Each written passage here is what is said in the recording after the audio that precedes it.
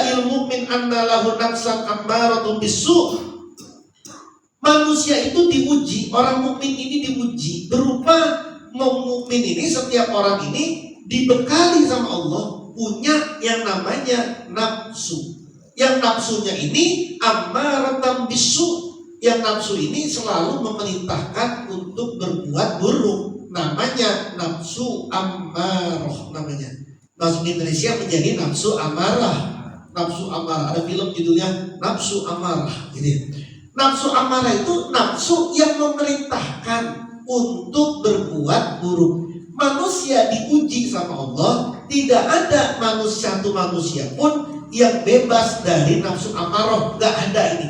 Mau siapapun saja, manusia semuanya diuji oleh Allah berupa ada nafsu amarah di dalam dirinya masing-masing. Yang nafsu amarahnya ini tataharraku lisahwatiha bitob'iha. Yang nafsu amarah ini menggerakkan pada sahwat, pada keinginan dengan tabiatnya nafsu. Ada orang puasa, kan haus, nafsu maunya jangan minum, jangan puasa, minum. Kalau lagi puasa kemudian lapar, nafsu pengennya segera makan. Karena itu tabiatnya nafsu. Kalau haus segera minum, kalau lapar segera makan, kalau ngantuk segera itu maunya nafsu, mau kapan saja. Mau lagi sholat, mau lagi zikir, mau lagi ngaji, mau dimanapun, kalau ngantuk, nafsu pengennya langsung tidur. Kalau lagi lapar, nafsu pengennya langsung makan. Mau itu di mana aja, mau makan apa aja, mau makan itu halal haram pokoknya kalau lagi lapar, nafsu ngarahinnya menggerakkan untuk segera makan. Kalau kemudian ini enggak dijaga, kayak apa coba manusia? Manusia kayak apa coba? Semau-maunya kan, maunya dia tergerak dan saya pengen makan ini, langsung melakukan ini. Saya pengen makan itu, langsung melakukan itu. Coba kalau diturutin semua maunya dia, sahwatnya dia, nggak hancur tak ini? Nggak hancur, kan hancur. Nah, mukmin itu kita ini semua manusia diuji sama Allah. Kita ini ada nafsu amarah. Yang nafsu amarahnya itu menggerakkan pada sahwat-sahwat kita, keinginan-keinginan kita dengan berbagai tabiatnya. Wallahu amarahu bil kaffi anha wal hazari minha. Sedangkan Allah memerintahkan kepada kita untuk menahan nafsu dan mencegah dari bahaya nafsu. Allah merintahin, udah waktunya sholat. Nafsunya pengen tidur. Tapi Allah, ayo sholat, bangun. Itu namanya Allah merintahin untuk mencegah dan melarang dari buruknya nafsu. Allah ini ada harta buruk nih, ada harta yang halal, haram kita mau ambil. Allah bilang, jangan, itu nggak boleh, itu haram, itu nggak boleh. Akhirnya kemudian kita menahan diri. Itu yang diperintahin sama Allah. Fasura fi maslak. Maka jadilah seorang muslim fi maslak, ada di perjalanan spiritual. Jadilah kita ini manusia-manusia yang menempuh perjalanan agama. Kenapa? Karena kita tahu mau melakukan kayak begini, haram, nggak berani kita. Melakukan kayak begini, ini nggak boleh dalam agama, nggak berani kita. Mau melakukan seperti ini, ini boleh kita lakukan. Seberat-berat apapun, meskipun kita capek, males, karena ini perintah, kita jalanin. Perjalanan menuju kepada Allah namanya maslak. Orangnya disebut dengan salik atau disebut dengan sufi. Tempatnya namanya pasulukan. Penempuannya namanya maslak. Jadilah kita orang yang ada di maslak. Maslak kita tadi jalan menuju kepada Allah. Kita ada di relnya. Meskipun nanti kita belum sampai di stasiun, lalu kemudian kita meninggal, tapi kita meninggal ada di relnya, itu berarti kita meninggal dalam jalan Allah. Itu disebut dengan orang yang meninggal fisabilillah. Orang yang meninggal di jalan Allah. Kenapa? Karena dia meninggal, posisinya dia ada dalam relnya Allah, ada dalam jalan penempuannya kepada Allah. Tapi kalau kemudian orang ini jalan bukan di relnya, Maksudnya berjalan dia ini hidup, sholatnya semau-maunya, ibadah semau-maunya, yang halal yang haram dia kagak mikirin. Kan berarti dia bukan maslak ini. Dia berjalan bukan ada di relnya. Lalu dia tidak jalan di perjalanannya Allah. Lalu dia meninggal dalam keadaan begini, berarti dia meninggal tidak dalam keadaan di jalan Allah. Di jalan mana? Ya di jalan selain Allah. Selain Allah nanti jalannya mana? Ya jalan ke neraka tuh Pak.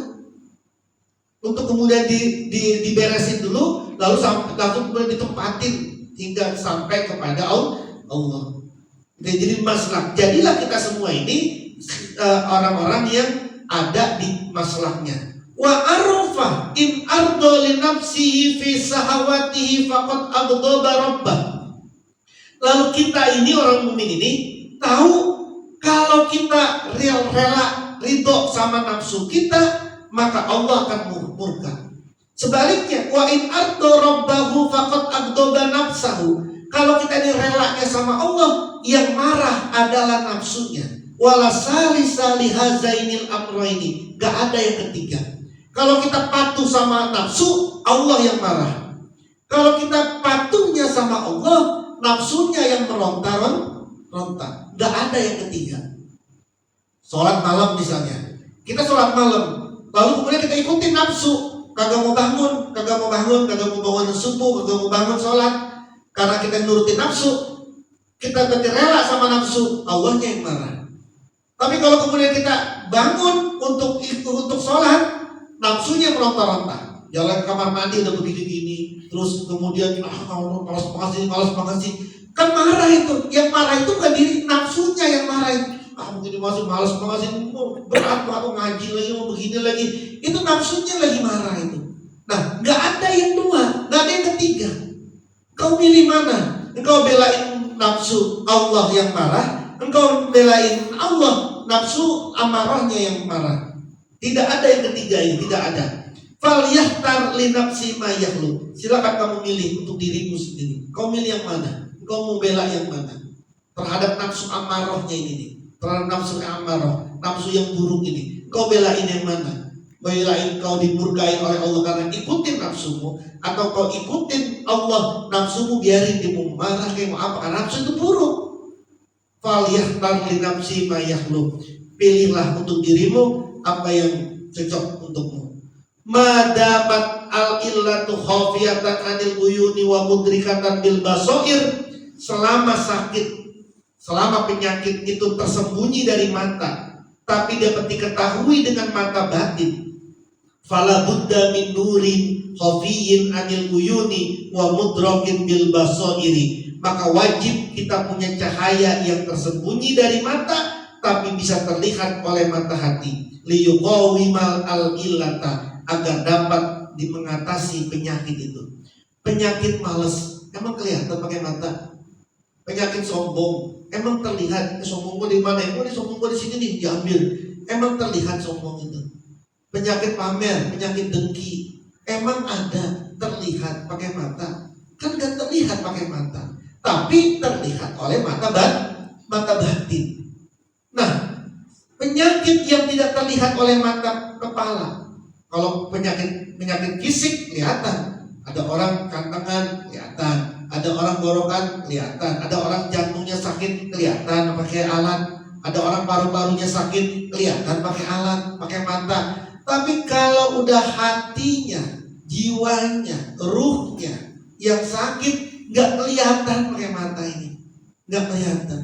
Kenapa? Karena yang sakit itu bukan pakai mata kelihatan, tapi pakai mata batin. Kalau udah seperti itu, wajib kita punya cahaya, yang cahayanya itu tersembunyi dari mata kepala, tapi bisa terlihat oleh mata batin. Untuk apa? Untuk mengatasi penyakit. Berarti obatnya juga harus obat yang tidak terlihat oleh mata, tapi terasa oleh batin, terasa oleh mata hati. Jangan kemudian ada orang malas Anda kasih bodrek, salah tuh, itu mau obat fisik, itu mau obat fisik. Ada orang malas banget dengar, kalau gitu lu minum aja ini aneh. Obat nggak bisa, itu mah obat zuhir, itu mah bukan obat yang perlu ada nurin khafiyin anil uyun. cahaya yang mata tidak bisa melihat, tapi cahaya itu bisa dilihat oleh basoir, bisa dilihat oleh mata batin. Apa itu yang macam-macam nanti itu yang bisa mengingatkan kita kepada Allah Subhanahu wa Ta'ala. Misalnya tadi foto guru kita, foto syekh kita, itu kan terlihatnya bukan obat, bukan nurin khofid, itu foto aja. Tapi itu bisa menjadi nurin khofid, cahaya yang tersembunyi dari mata, tapi terasa oleh mata batin. Kenapa? Karena ketika kita kan guru, nggak berani kita melakukan perbuatan guru. Itu berarti nurin khofid kita itu. Untuk apa? Ngatasin penyakit. Fayahruju sohibus sahawat minazulumati ila nuri biizni rabbi. Nah, untuk kemudian karena dia sudah mengatasi penyakitnya, maka keluarlah orang yang punya syahwat tadi itu dari kegelapan menuju cahaya. Orang kalau sudah menemukan obatnya tadi itu, obatnya untuk sakitnya tadi itu, maka dia akan keluar minazulumati ila nur, dari kegelapan menuju cahaya. Kita ini dulu nggak ngerti, oh saya pikir itu boleh, oh sekarang ternyata nggak boleh. Dulu mah saya bodoh amat melakukan kayak gitu, kagak peduli sama hukumnya. Sekarang mah nggak berani. Itu berarti udah keluar kita itu, udah keluar dari mana? Dari kegelapan menuju cahaya. Kalau dulu mah kamu melakukan sholat 5 waktu malas, kagak peduli mas sholat 5 waktu semua maunya. Sekarang kalau nggak sholat rasanya bagaimana gitu, kayak udah merasa berdosa banget gitu ya. Udah itu berarti udah minazulumati ilan nur. Kan sering nanya, saya udah zikir mulu ya, tapi saya udah zikir tapi masih sering maksiat, gimana ya? Ya alhamdulillah. Alhamdulillah. Kalau maksiat, ya alhamdulillah sadar kalau itu masih, itu aja udah bagus. Itu aja udah bagus itu. Itu aja udah lumayan. Iya kagak lumayan itu orang udah maksiat, kagak nyangka, kagak menyadari, kagak sedih. Kalau itu adalah sebuah kemaksiatan. Saya udah maksiat, saya udah zikir tapi gue maksiat dulu. Ya alhamdulillah tuh, nah gitu. Lo kok alhamdulillah maksiat? Ya alhamdulillah sadar kalau itu aja udah bagus, itu udah mulai keluar itu. Kenapa udah tahu kalau yang dilakuin adalah maksiat? Itu aja udah modal itu, udah modal. Pelan-pelan aja dulu, udah pelan-pelan. Dibangkitin hatinya, dikuatin dirinya. Dia tahu kalau itu maksiat, itu aja udah cahaya gitu. Yang bahaya itu dia nggak tahu kalau itu keburukan, nggak tahu itu. Sampai detik ini banyak banget masih orang yang nggak tahu nyebar-nyebar fitnah di WA, di apa segala macam, nyebar-nyebarin fitnah ini. Dia nggak tahu itu loh kalau itu nanti menjadi dosa jariah itu, bisa dosa kebohongan, hoaknya terus disebar-sebarin hoak kemana-mana. Masih nggak sadar kalau itu keburukan gitu. Itu yang udah bahaya. Nah, apa nurin khofir ini sebagai penutup kata Syekh Ahmad Sohibul Wafa? Apa obat yang tadi itu cahaya khofir itu yang tidak terlihat oleh mata zohir tapi terlihat oleh mata batin itu apa? Kata beliau, para syekh, para guru, orang-orang yang ma'rifat sudah menguji semua. Anna zikra lillahi laha minal anwari wal khosa'isi wal asrari, bahwa zikir kepada Allah memiliki cahaya-cahaya, kehususan, rahasia-rahasia, mayasfi suduro qaumin mukminin, yang dapat menyembuhkan hatinya orang-orang mukmin. Semua ulama sepakat dan udah ditajribahi, udah diuji, ternyata nurin khofiyyin, cahaya yang tersembunyi yang bisa mengeluarkan nafsu yang buruk tadi dari diri manusia, itu tidak ada lain adalah zikrullah. Ingat kepada Allah. Ingat kepada Allah lagi apa? Lagi apa saja?